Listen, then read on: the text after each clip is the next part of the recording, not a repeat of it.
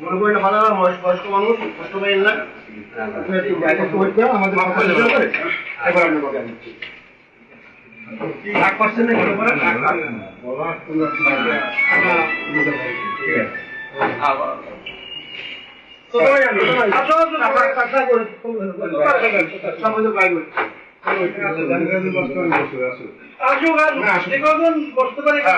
আমার অনেক ধৈর্য সারা হয়ে গেছে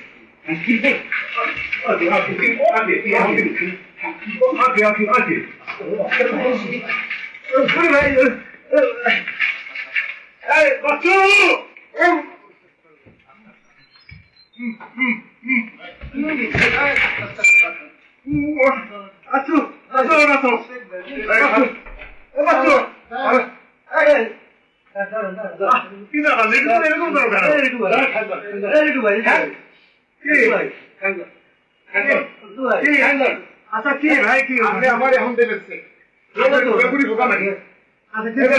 কতবার ঘুরুন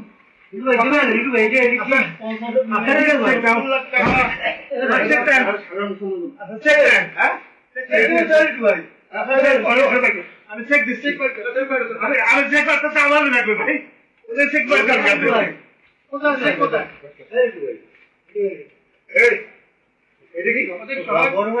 বড় বড় ঢোকা মানে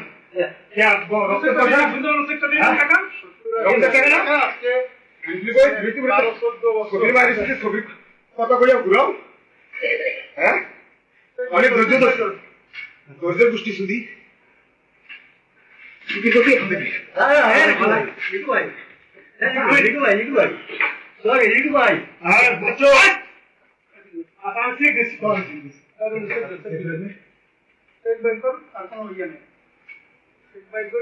মানে রিসেন্টলি টাকা দিতে হবে তো দিলেন বহুত বছর কাটাইছে আচ্ছা কি বলেন আপনি বুঝলেন ভগবান আমাদের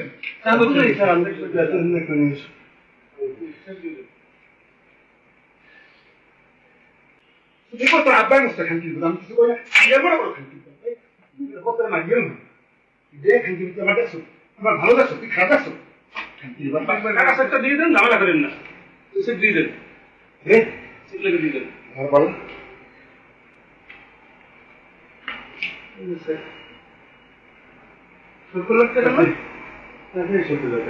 হ্যাঁ কত টাকা দেন আমি দেন কত টাকা দেবেন দেন আমি দেন কত দেন আমি দেন আপনার জমি টাকা কথা আছে কিসের জমি তুই আমরা হিসাব করছেন বলুন তো হ্যাঁ হিসাব করছো তো প্রত্যেকটা পর্যায়ে একটা করেছিলেন আর আমরা কি সমাবেশ চেয়েছি খাকি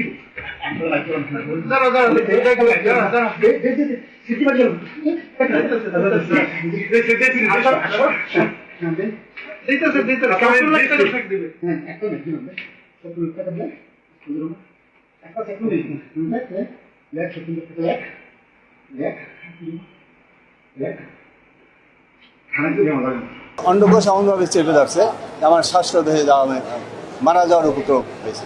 এরপর আমাকে চেয়ার থেকে ফেলে দেয়, আমি নিচে ফেলাই আমার বুকে পাড়া দিয়ে ধরে, গলা পাড়া দিয়ে ধরে। আমি যদি ওখানে বলতাম আমাকে হত্যার চেষ্টা করে এবং বলে যে সে আমাদেরকে চেক দেয় কারণ আমি তো ওই অবস্থায় তো জীবন বাঁচানো আমি মনে করছি, যার জন্য আমি আমার ড্রয়ার থেকে চেক করলাম, বললাম যে আমাকে ছাড়ো, আমি চেক তো বের করতে হবে, তারপর তো তোমাকে চেক দেবো। আমাকে ছাড়লো, আমার পিওন এসে আমাকে ধরিয়ে উঠাবার পরে আমি ড্রয়ার থেকে চেক বের করলাম, বের করিয়া করার পরে সে প্রথম একটা চেক দিল ব্লাঙ্ক, আর একটা চেক দিল পরে লেখাইয়া 70 লক্ষ টাকা। এরপরে তার পকেট থেকে 2 সেট স্টাম্প বের করলো, স্টাম্প বের করে এক সেটে 3 পাতা, 6টা পাতা আমার স্বাক্ষর নিল, আবার সিল নিল, নিয়ে আমাকে বললো যে এখন আমাদের সাথে থানায় যাবে, সালিশ বান্ধব, যে আমি তোর কাছে টাকা পাই, সালিশ হবে থানার মাধ্যমে এবং আমার কাছে ডকুমেন্ট আছে, থানায় এসে সালিশ হইবে। তা আমি এক পর্যায়ে প্রথমে আমি থানায় দ্বিমত প্রকাশ করি যে হয়ে গেছে, যদি তোমার কোনো কথা থাকে আমি বলো, আমি দেখি কি করতে পারি। না তো থানায় যেতে হবে। এদিকে তারা ফোনে হয়তো তার সাথে যোগাযোগ করতেছিল তাদের একজনে, সে আবার বলছে না না ভাই বলছে থানায় নিয়ে যেতে।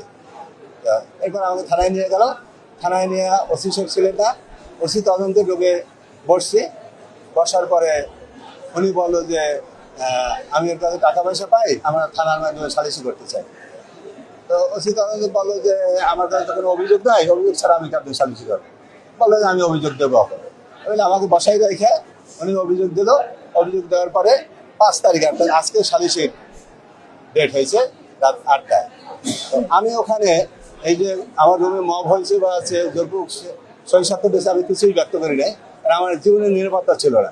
কারণ আমি যদি ওখানে বলতাম তারা থানায় হয়তো আমাকে মব করতো, সেই ভয় আমি ওখানে কিছু বলি নাই।